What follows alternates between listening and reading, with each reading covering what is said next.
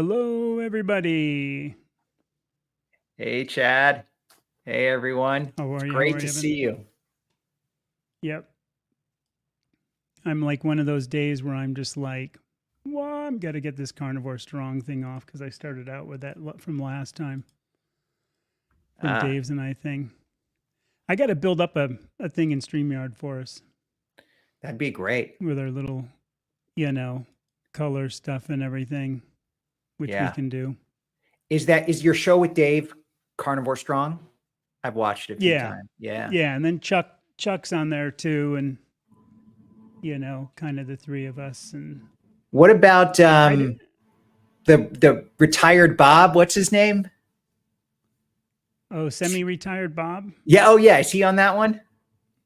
No, no, I haven't had him on. I haven't even really talked to him too much, but I know him kind of. So I know he and Dave do one Right. also. He and Dave do one. That's right. Yeah. Yep. Cool. How's the week been? Been good. It's starting to get warm. I don't have my other temperature watch on, but it's hot. It's really hot today. It's getting there. Yeah, it's It's warm in the here hundreds too. now. Yeah. It was You're a little 108 here soft. yesterday. The mic seems a Am I little a little soft. soft? Yeah. Okay. I've had it on I full always volume. have problems with this audio on here for some reason with the StreamYard. It always ends up being really quiet. I don't know why, but it always does. I'm going to turn it up. Is that sounding a little better? A little bit. Yeah. Okay.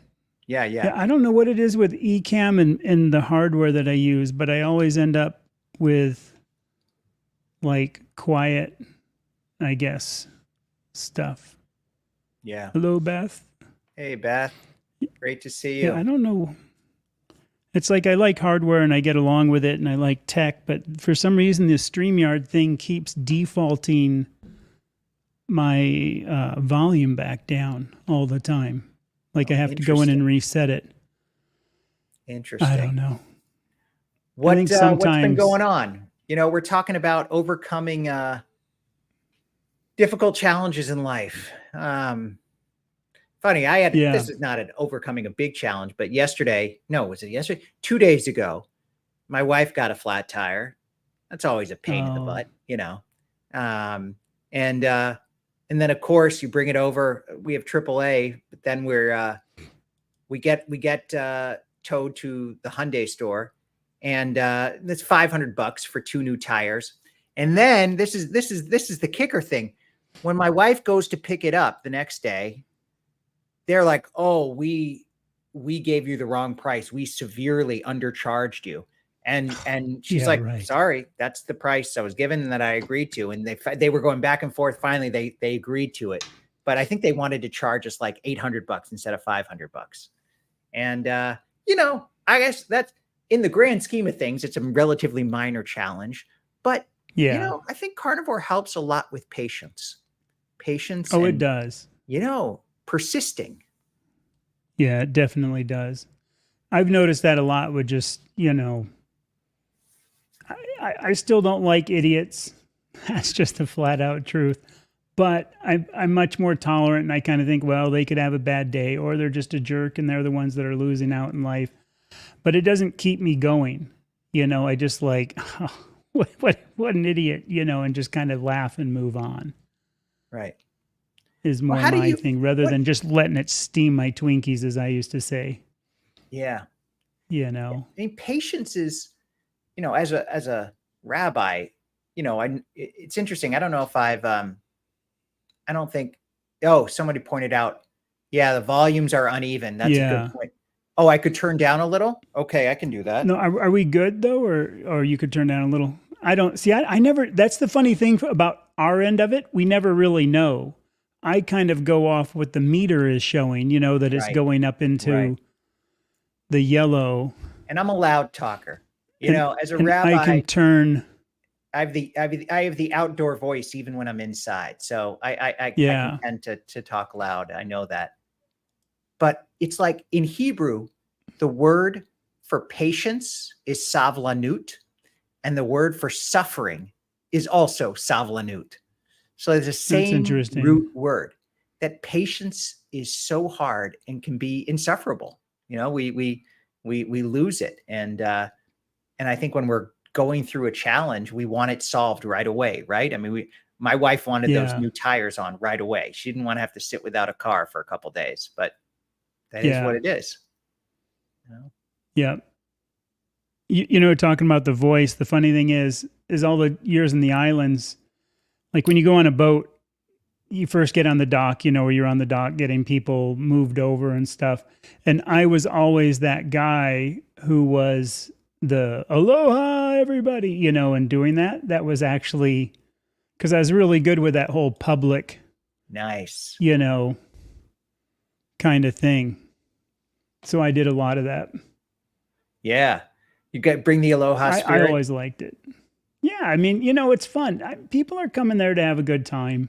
100%. You know, so you might as well show them a good time and have fun and do things, because I think so many people get caught up in this, oh, I'm so cool, you know, whatever, you know, a lot of workers do. And it's like, you're just, you know, you're just taking people out, have a good time. That's right. They're coming there on vacation, spending hard-earned money. I always had that attitude though. If you go to work, you're there. You might as well give it 100%. Give it 100%.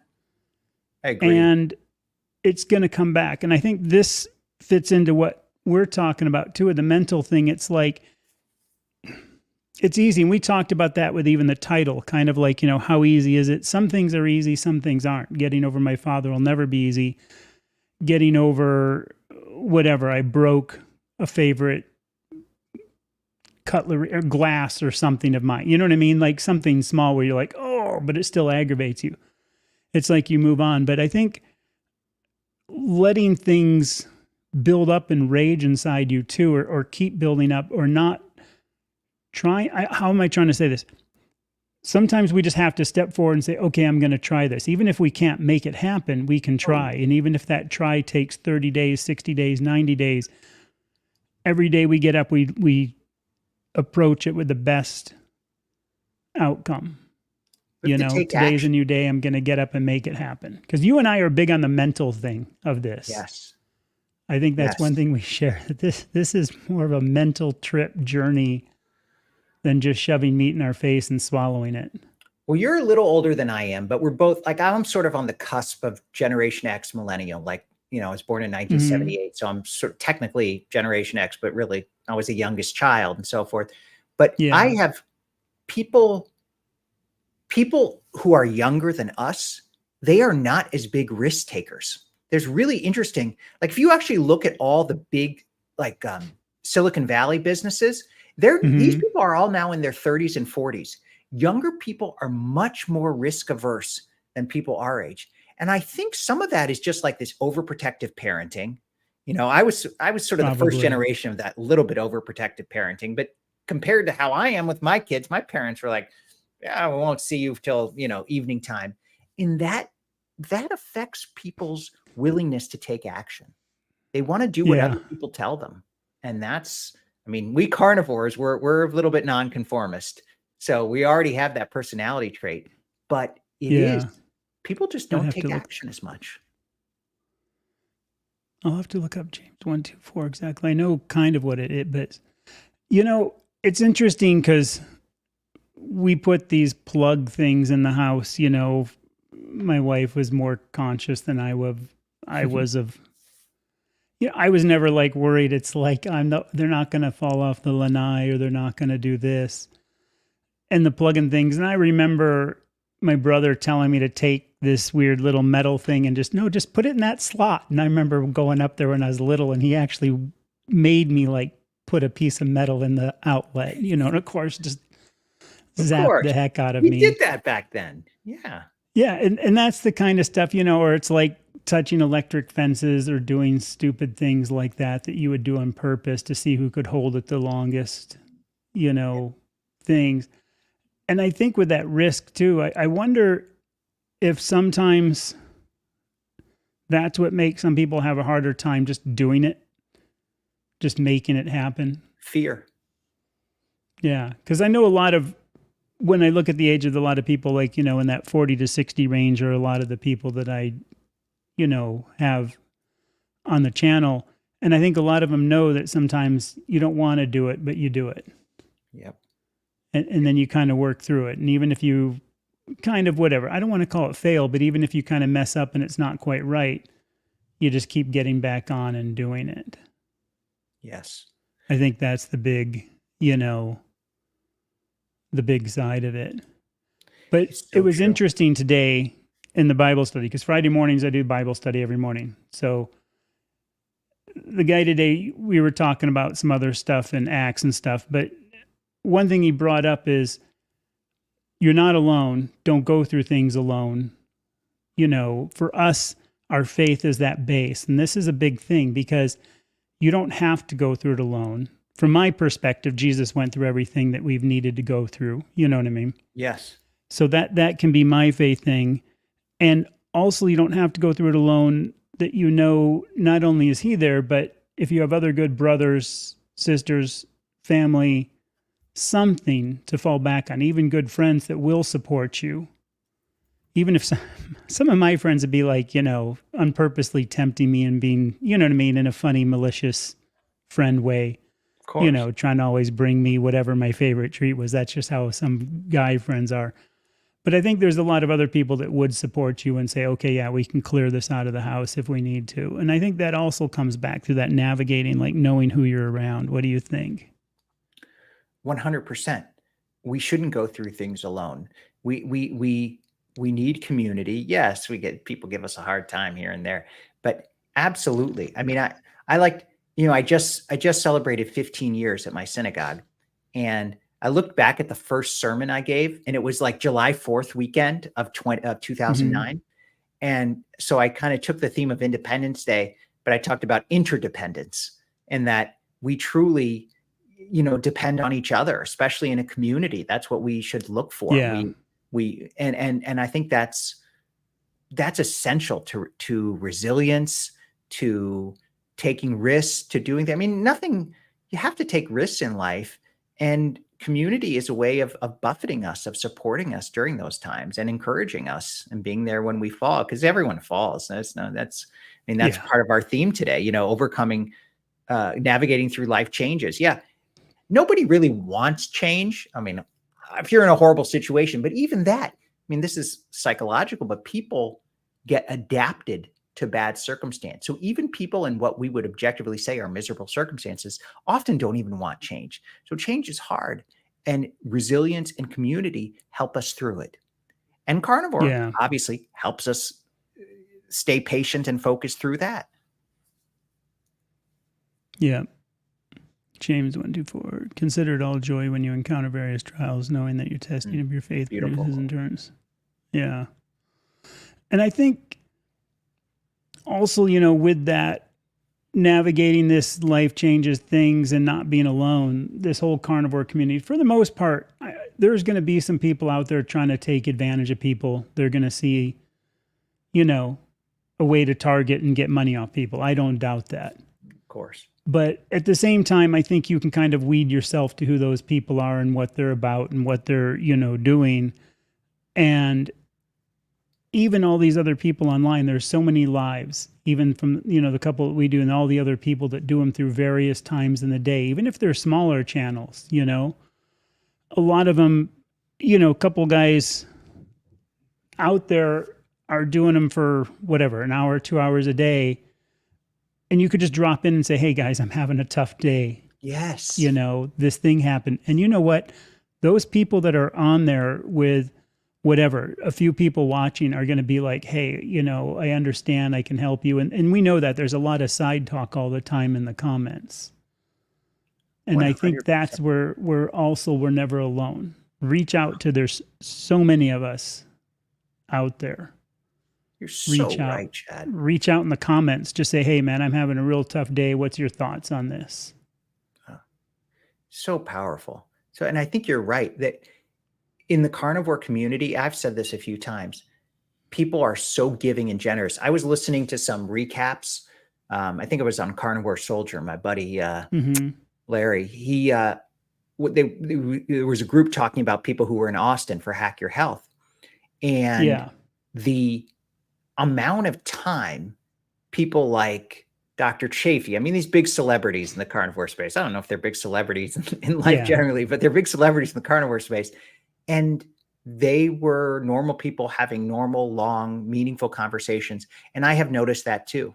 I mean, Dr. Chafee responds to my emails. He, spends time. I did an interview with him. I mean, these are people Yeah. who I think they're, I think I want to do a video on this, and it's deeply true. Carnivore brings out the best in people. It really Yeah. does.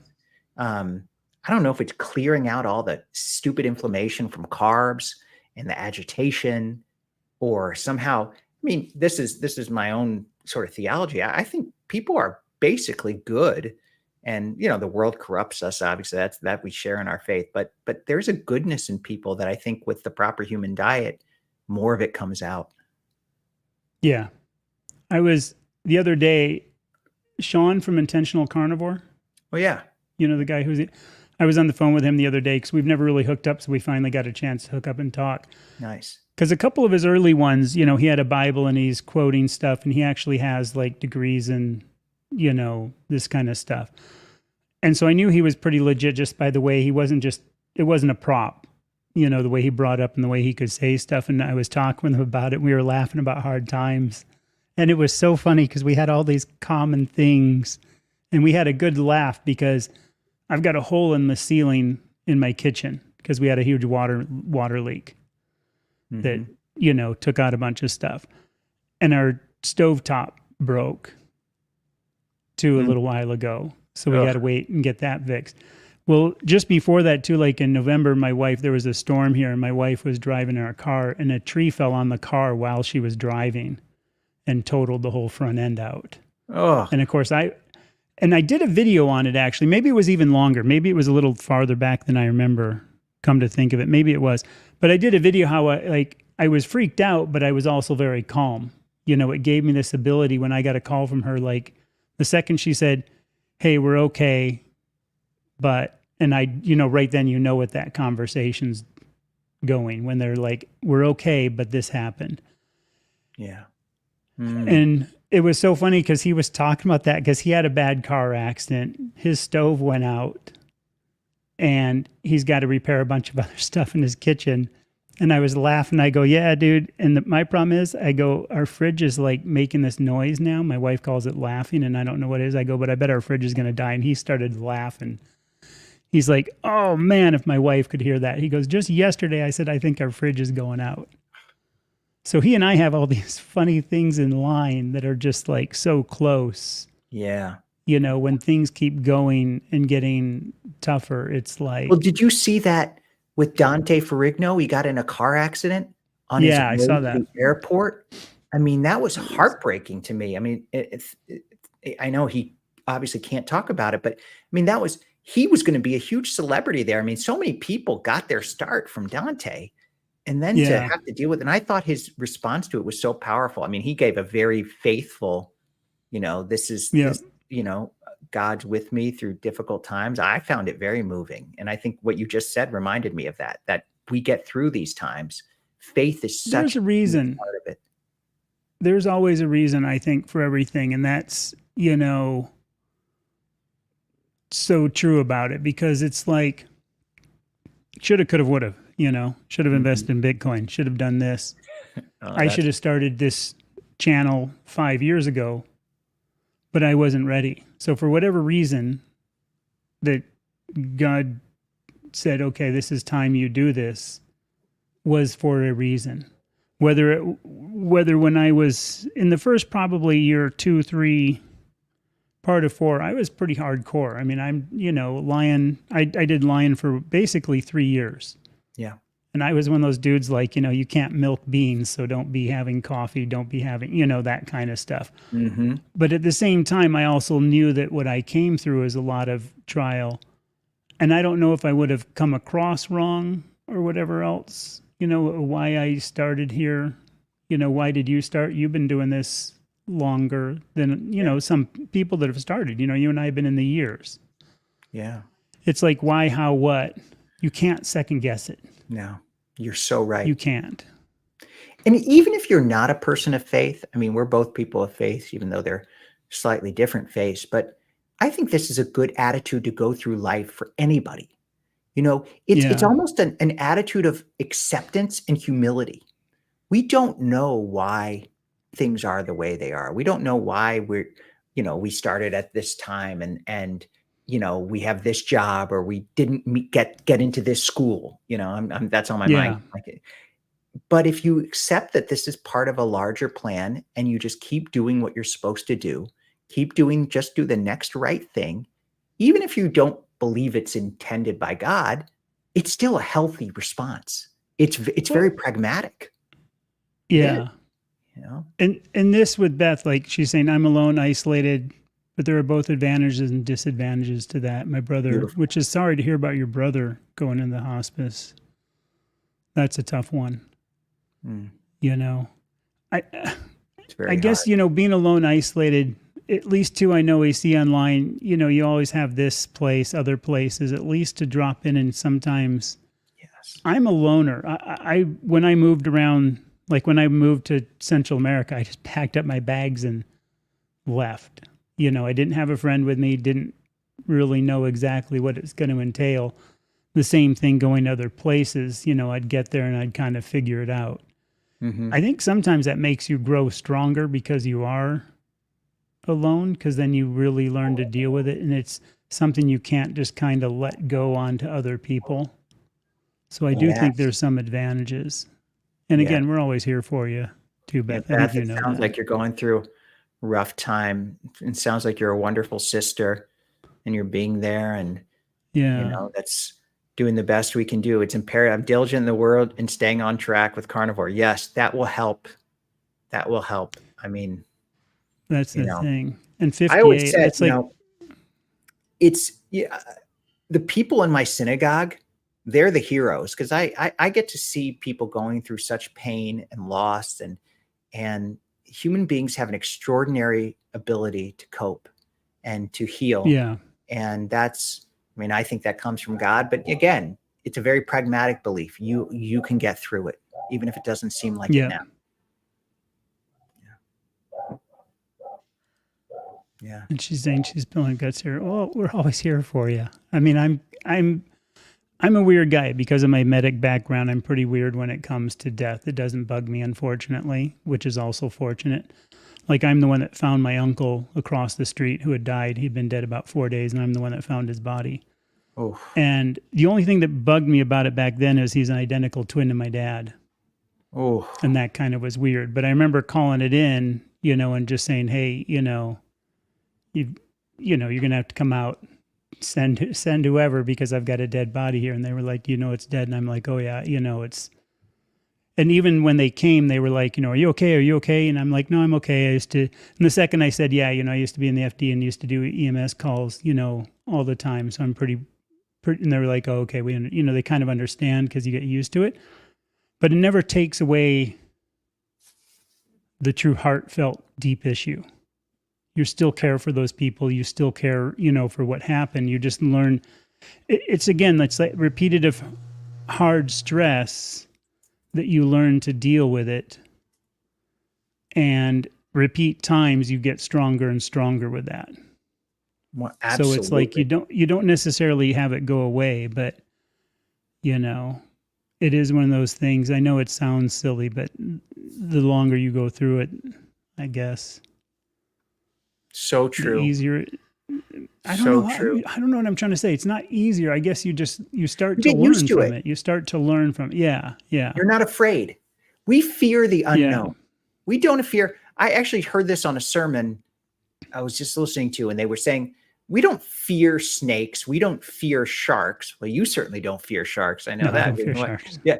But we fear the unknown.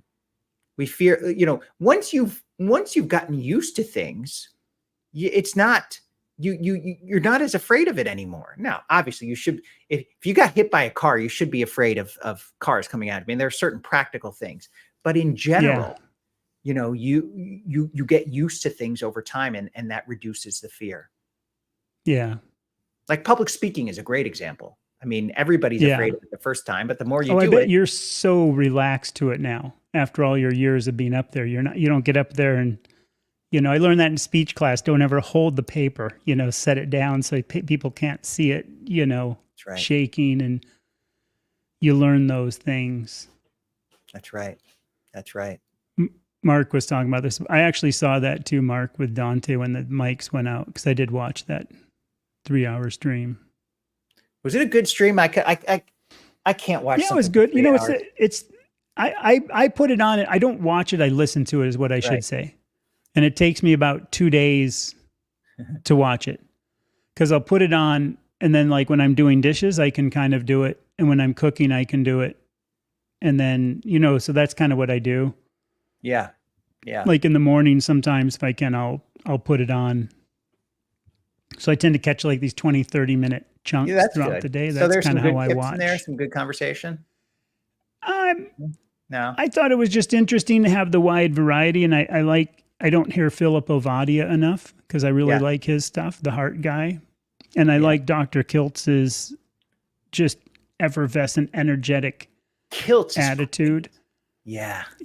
So I like hearing those guys, because it's not that I don't, love hearing everybody else, but I've heard a lot about the others. Yeah. Sometimes the other people, and this is not coming across in any way that's different, but me having done this so long, I've kind of found I've just carved my own path, and I know where I'm at 5 years doing this. So a lot of things that people say don't apply to me at all. The stuff I can pick up from like Baker, Barry, Chafee, medical stuff, I put it in the back of my head. So if it comes up, I can say, hey, I've heard Dr. Chafee mention this. Go check out his channel. Because you and I aren't doctors, Right. You being a rabbi, teacher.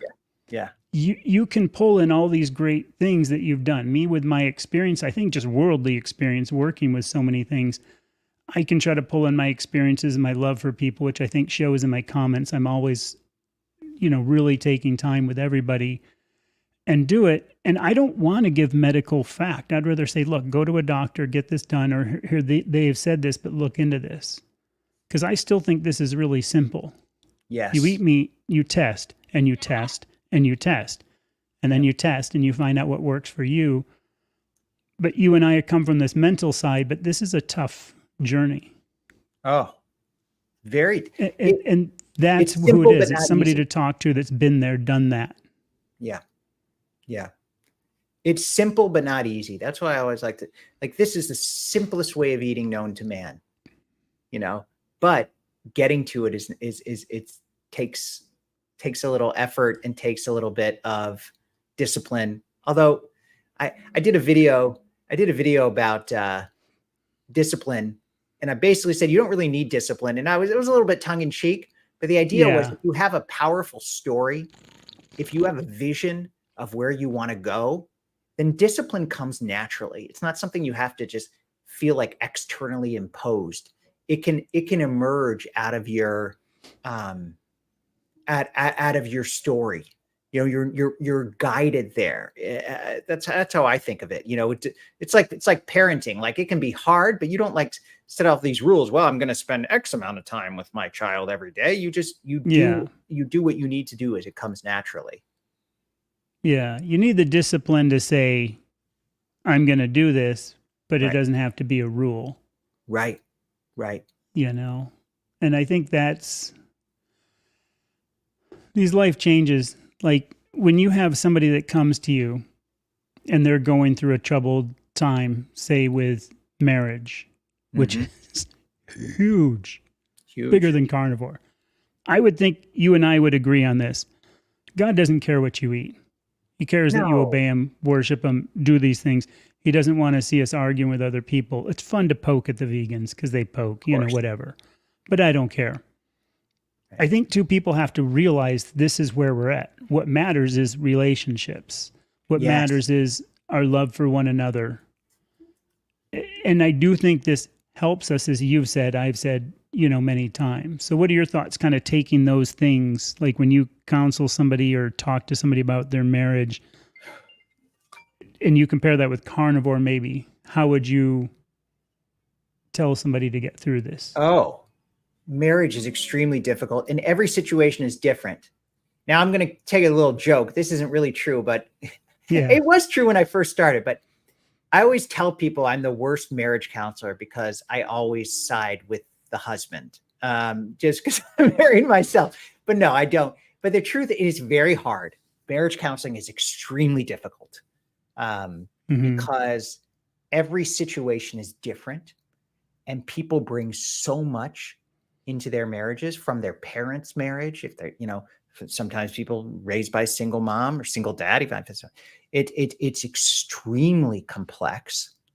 And the culture makes things even more complex because the wider culture doesn't really reinforce the importance of commitments and relationships. And people are getting married later. I mean, I tell my wife all the time, I'm so glad we got married relatively early. I mean, my mom got married when she was like 20. So, I mean, I was 26, but so I was relatively young for how people get married now. But I'm so glad because you grow up together, you grow together.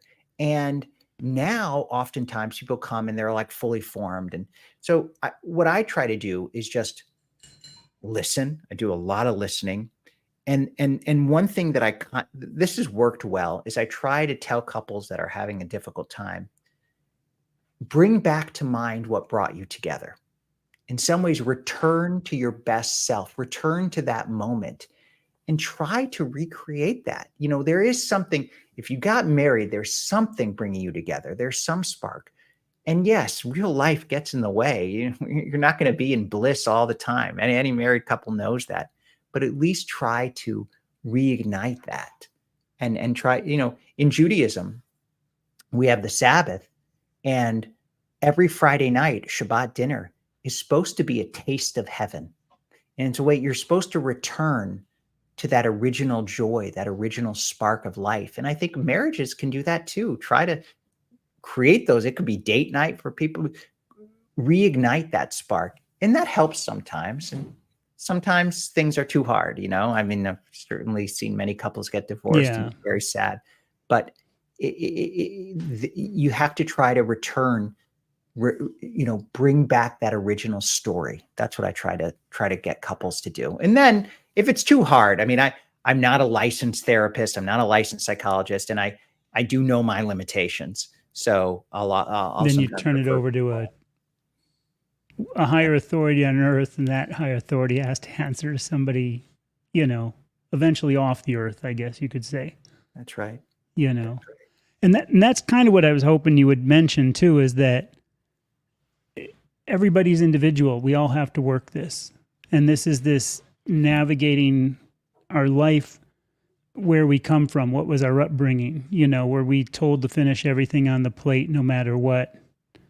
How many kids have you heard, well, let me put all my food in the thing and we can ship it to Africa? When I was little, there's starving kids there, People are starving it's in China.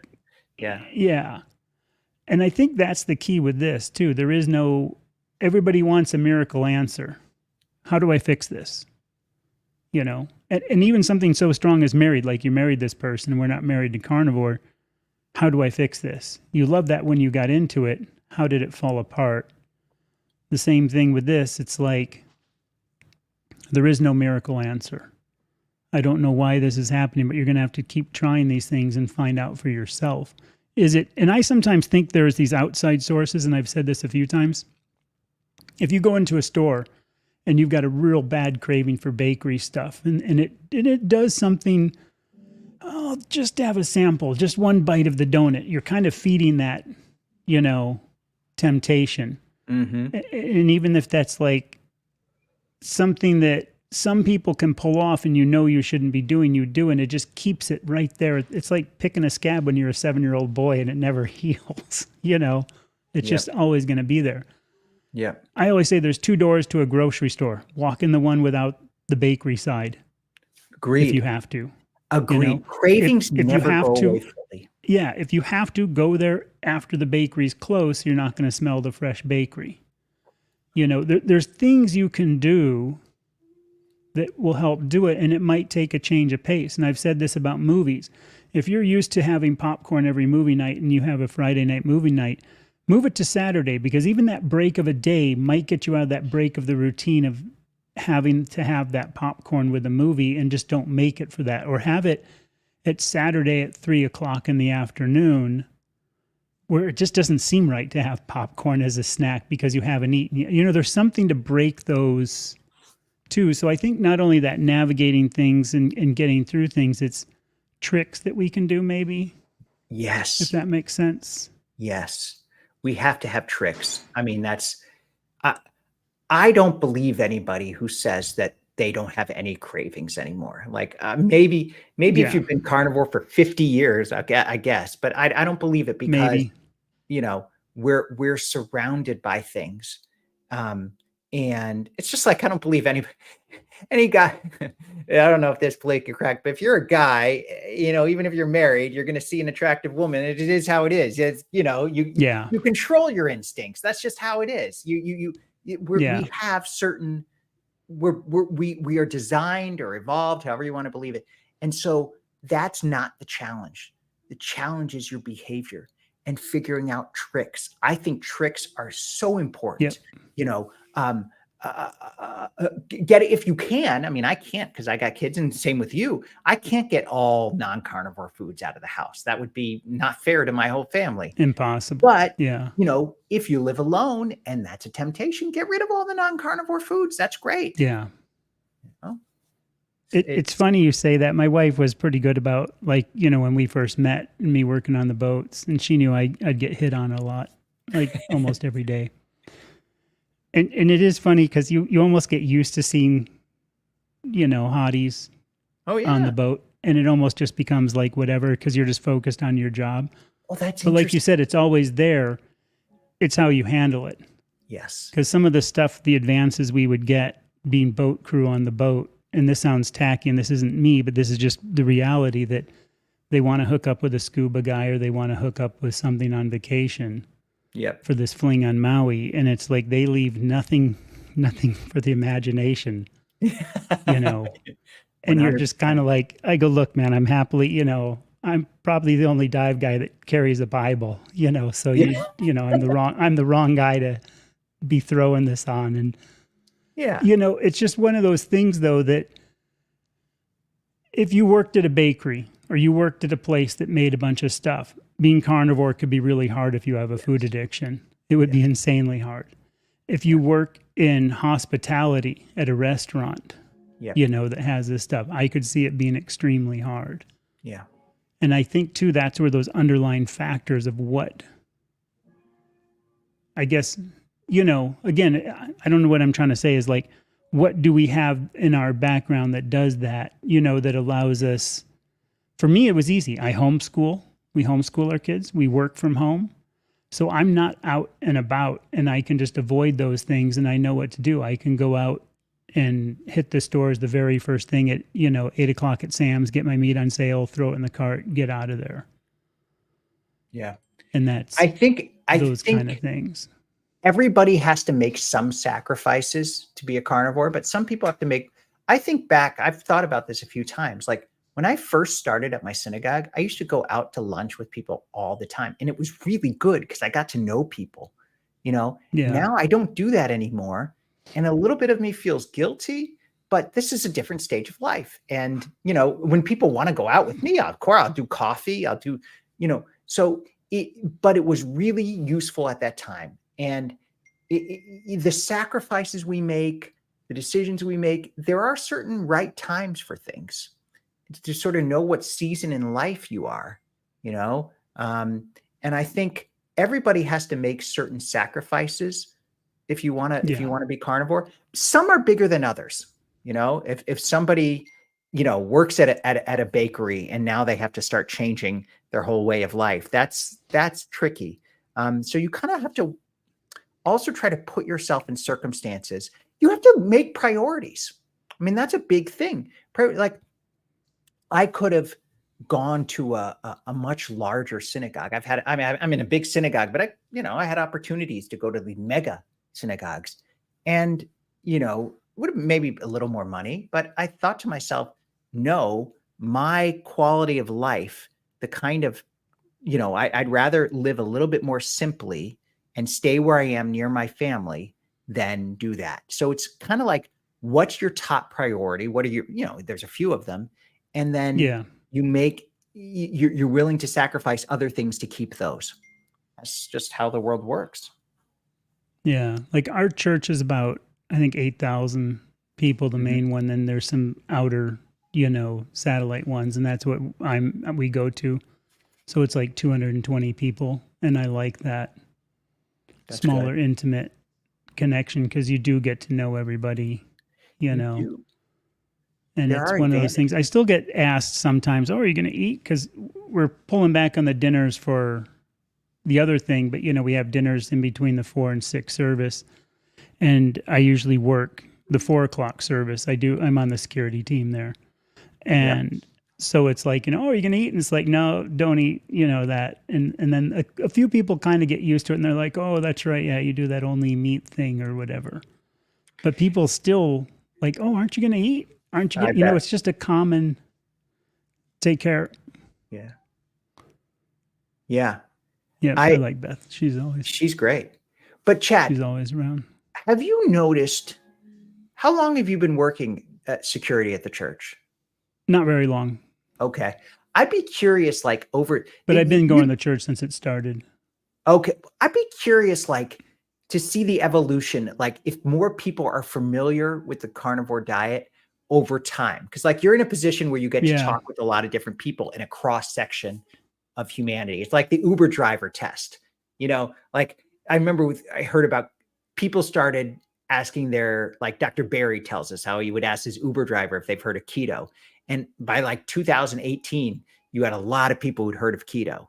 And now I wonder hmm whether carnivore will have a similar kind of rise where I'm I'm. seeing it more and more. I Well, don't think it's here's ever the going to be interesting mainstream. thing. On Yeah. the trail in the morning, I talk to people. Mm-hmm. Talked to one really great lady the other day. This gal named Amy. And some people you just say hi to and you can tell they don't want to stop. I was walking on a trail and two bikies went by, and I'm a big bicycle rider. Two bikies went by, and I heard her kind of go, "Oh," like scream, ways back. And then on this other loop back trail, we kind of went by each other, and she's like, "Oh, did you see those bicycle guys?" I go, "Was that you that screamed?" She goes, "Yeah, they just didn't even give me a warning. They just flew up behind me Mm. and stuff." And it was like one of those things where there was that opportunity to talking, and we got talking, and when it came up, like why I'm out hiking, I mentioned why. Mm. So I do share it. And I met some other people on the trail. One time I had my mic on, and I should almost play parts of the video, just how I kind of interject. Nice. Because I definitely, the second I get an opening, I share it with people. That's good. That's good. What time do you go on the trail? Super early, don't you? 4:30 in the morning. And there's a good number of people out there? Hang on just a second. Yeah, yeah. So, um, yeah, I'm on there. I'm sorry, my wife was talking. I can hear it Of coming through course. the mic. But so I'm on there at 4:30 in the morning. I do my first hour. Pretty much nobody's out there in the first hour before sunrise. But that's where I try to go out and do those sunrise talks, and I'm trying to do more of them. Awesome. And a bunch of them I record and don't use because something happens, or I just kind of Which don't, mountain? Which whatever. is that Camelback? No, it's actually just this North Mountain. It's actually not a very big area. It's just this North Mountain Reserve, and I'm on the east side of the 7 as you're looking at it, because it's kind of behind where I live. So I just have to walk out from my house and walk around, and That's it's right awesome. there. So our backyard is backed up to the reserve. If I had a gate, I'd just go out the backyard. Oh, So it's a pretty sounds neat, like paradise. for being right here. And it is interesting though, because if I get that opportunity, I'll throw it in. Like even if I'm at Sam's Club and there's another guy looking at meat, and I'm usually buying like whatever's on sale, like chuck roast or the things that I get, I tend to just put them all in, and buy it in bulk. And I've had people kind of go, "Oh, whatever they say, like, oh, that's a lot of meat." And I go, "Well, yeah, if this is all I eat, so I'm Nice. going to buy it all." And they're like, "What do you mean all you can eat?" I go, "This is all I eat." And then Yeah. I get a chance to talk to them about it. People can't believe So it. Yeah. I put those little key things in to try to open it. So I'm not like because we're not selling anything. No. It's not like, hey, sign up for my class or do anything. It's like, I'll just say, yeah, just go online and look up carnivore diet. If you've heard of keto, and they're like, yeah, I'm like, it's just a subset of keto. Right. I like trying to share it with people. It's great. I do too. Yeah. Some people don't. Some people have like given up. Like they think they've been burned too many times, that people, but Yeah. you know what? I don't expect you have to go in it without expectation. Most people are not going to do it. Like, I mean, but that's true of all diets. Something like 90 to 95% of people who go on a diet fail. Like that's just, so maybe it's a little less with carnivore, which would be great, but you kind of, it's not a failure if someone doesn't stick to it. It's just reality, and the people you do get through that do change their life. And that's why I started the channel. I'm sure that's partly why you did too. Like, you want to give people an opportunity and education and knowledge. To me right now, the hardest part that I hear from people is sticking to it. People start to see the benefits, but it just for cravings, like we talked about earlier, for social pressure. I mean, you and I are both sort of non-conform. We're happy being alone. We can deal with what, we don't really care that much about what other people think, but that's unusual. A lot of people, they feel the social pressure from family, friends, doctors, this and that, and it's really hard to stick to it. That's what I've been noticing being more and more. 1980s punk rocker guy, I was pretty used to it with the whole rebellion thing. And, just the anti-establishment, whatever way they tell you, you go the opposite because you had that skepticism as a youth. That's right. It's turning out to be pretty true, I think. Yeah, the majority is usually everything wrong. they tell us. Yeah. And the fact they're vilifying meat so much now, you're on the right track, because otherwise they wouldn't be vilifying it like they agree. do. Yeah, I mean, people should essentially someone said you should take the USDA food pyramid and turn it upside down. And that would be the right pyramid. Totally. That would be the right food pyramid. Yeah. Yeah. I'm watching this Netflix thing right now on Alexander the Great.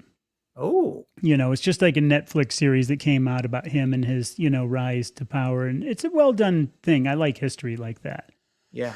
And it's interesting because a few times they mentioned, when he was going through, how he wanted to conquer that, whole the Persia and, Asia Minor and stuff, because it was like the breadbasket of the area at that time with all the grains. And I'm like going, probably when he got all those grains and eventually it fell back, that's probably why, because it's not, Genghis Khan was laughing.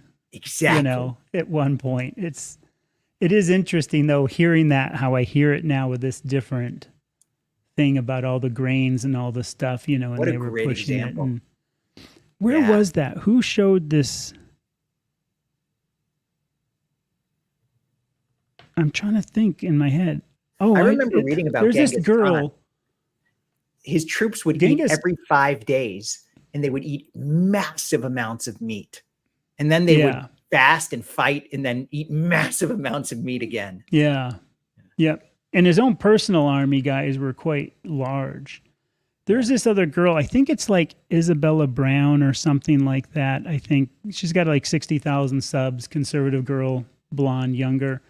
But I see her do some stuff, and she's mentioned like carnivore stuff before. And I think it was her video. She had this thing about this indoctrination of like how to eat and stuff. And there was this video, and I should find it the other day. And it was just like your typical propaganda to push, the veganism thing is the healthy way to eat, and it was like a nutritionist. Because did you hear about that thing recently where like a whole bunch of nutritionists, I'm sure it's just ones that have been caught, were paid off by whatever company to be pushing, because, aspartame, the WHO came out and said aspartame is definitely a carcinogenic, which I'm not a big World Health Organization person, but the fact that at least they came out and said, yeah, this is bad, we got to stop this.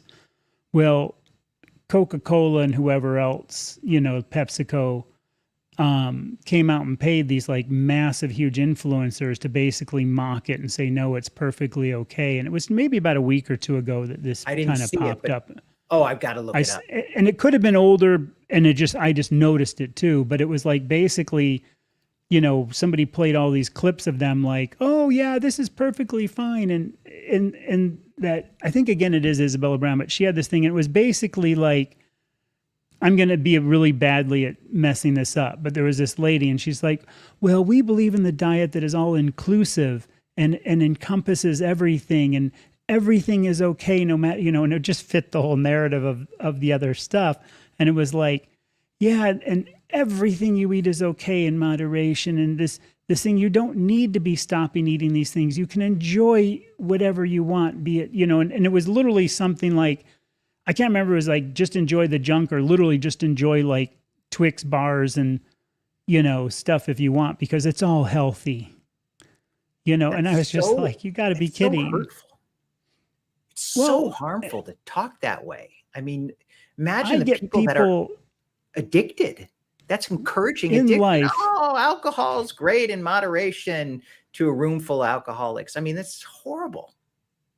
Yeah. And that's the thing. And there's, people have actually brought that up. Like, if I say something about testing foods, they're like, oh, you think alcoholics should test? I'm like, no, but that's not alcoholic. That's a different thing. It's like a drug addict. Yeah, But there's some alcoholics that probably could have a sip again of a beer and sure. not be bothered by it. So you can't also throw everybody out in one thing. And I've got to be careful because at 60 years old, I probably sometimes don't choose the best words in person to say to somebody, because I don't kind of hide things. But when people say like moderation, and I get in these conversations, oh, well, I think it can have everything in moderation. I go, I beat my dog in moderation. Is that okay? Nice. And they Nice. look at me and they're just like, well, that's stupid. I go, well, why? I just do that in moderation. Yeah, I said, would you beat your wife in moderation? right. No, you don't do any of it, because if a little bit isn't good for you, a lot, it doesn't matter. It's kind of like, oh, well, yeah, I'm not a meth addict anymore. I just do coke on the weekends. I've heard Dr. Chafee use that, almost that Yeah. exact thing. And you could kind of picture how he said that. And that's kind of where, some of that, I kind of got that idea because it is true. He says it, and I said, it is not my original thing. I heard a lot of people say that about moderation. So definitely don't think I'm trying to coin that as mine. But, I definitely use that. And I think it kind of does make people kind of shocked. I And then think they, you're they right. have to think about it. I mean, some people can handle moderation in carbs, no question. Some people can handle moderation in alcohol, absolutely. What I don't like is when people hold it up as an ideal. Oh, you should enjoy everything in moderation. Well, then you're basically discounting people that are addicted and can't. And you have Yeah, to respect those people. And that is more people than we think too. I mean, that is true. you know, I had um, somebody call me out on that about testing. I'm like, hey, that's true. And I try to say this isn't for everybody. It's a generalization. yeah. But If you don't have a problem with it, test it. If you don't, if you have a problem, don't just test it. avoid it. Right. You 100%. know? And that's self-knowledge. I've got self-knowledge is Yeah. so important and it's so hard because, and this is where, because we get hooked on these things as kids. So knowing ourselves, we are almost like you actually have to go cold turkey for a little bit to then get to know yourself because you've been you have to get away from sugar 100% and then you can test and see whether it works because you don't really you have to clear out all the junk because that's been there since childhood and it's obviously not parents' fault, it's Yeah. culture. um Well, I mentioned this in a recent video, and I've mentioned it before in other ones about testing foods that I do, even with junk food. Like in Halloween, I'll have 2 little bites of my kids' candy. I probably don't have anything else to test because I'm kind of done with my favorite few things. And just because I might test a Swedish fish that first year doesn't mean I have to test every single candy. right. And I do say this, and I strongly believe it. If you know you can do it, and it's like, for me, it was like a year later, and I knew I'd be fine. In some ways, it removes all doubt. Because once I found the Swedish fish, the first year was ultra sweet, and the second year it was like this synthetic garbage. It removed all doubt, and it was like, yeah, this is just nasty. It's like Chocolate chips, I used to love Toll House chocolate chips, like most people do. Now they just taste like absolutely weird, disgusting garbage. Totally. But yet, like my wife had some really good chocolates and they were actually good, or like a bite of Linder is actually good chocolate. So I know the difference. So I know to stay away from the one. And, it's the kind of thing about, I know I can handle having one little bite and spit it out or just go ahead and swallow it. It's not a big deal. And that removing all doubt to me of testing things has been really strong. And I got pretty good feedback, I guess, on it. Some people like, no way. Some people like, I don't need to. And you mentioned nobody, I don't think, is truly free of that temptation. Nobody is. And I agree with that. But I do find now so many things that I have tested over time. And there's not too many things because, again, I don't need to test. Swedish fish are the same as gummy worms, is the same as gummy bears. You know what I mean? It fits into that Halloween candy. Yeah. I don't need to test it because to me, it all tastes like synthetic garbage. The 7 or 8 of them I've tried have all been synthetic garbage. Now I see it and I really just think, oh, man, I can't believe I like that garbage. You just reminded me, at my 15 years at the synagogue, we had a big celebration last weekend. And, we had a big champagne toast. And it's for me in 15 years. So I have to take a sip. And it tasted, I was like, ugh, it's so sweet. It's weird. Yeah. I'm glad I did. That's a big thing, So I tell you, that was it. I had one sip and that was that. It doesn't taste good anymore. Now, maybe if it was top of the line champagne, it would have tasted this. This wasn't Dom Perignon, but it was not at all celebratory. Now, have you had anything in the last 2 years that you used to like, and now you tried it and it was just like, whoa, that's not what I remember and not good? Can you remember anything like that? I know there have been. Yeah, occasionally. I'm trying to, at Passover, I had a little bit of, what did I have? It was like a sweet potato thing. And I just took a bite and I was like, oh, no, does not taste good.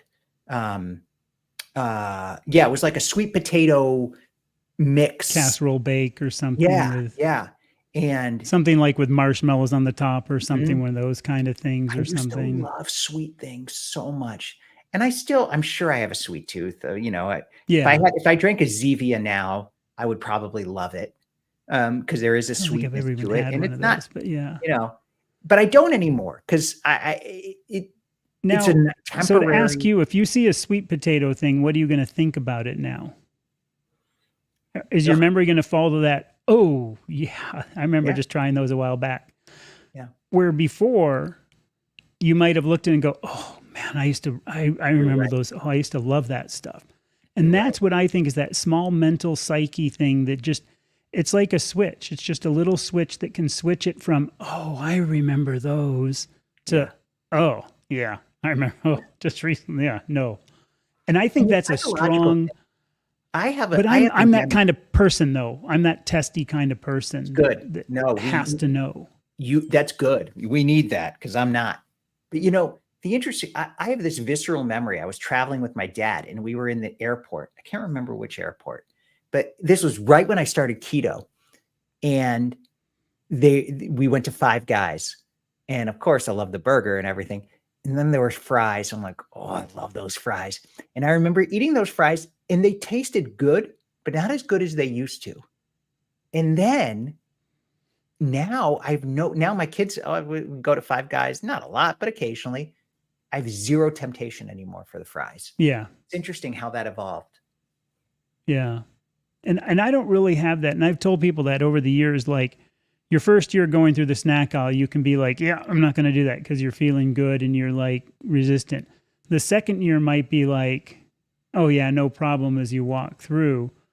Or maybe like the third or fourth year, and this is again for me, it could be that memory like, oh, I used to love Piccadilly vinegar potato chips, like the vinegar and how it makes your mouth water and everything else.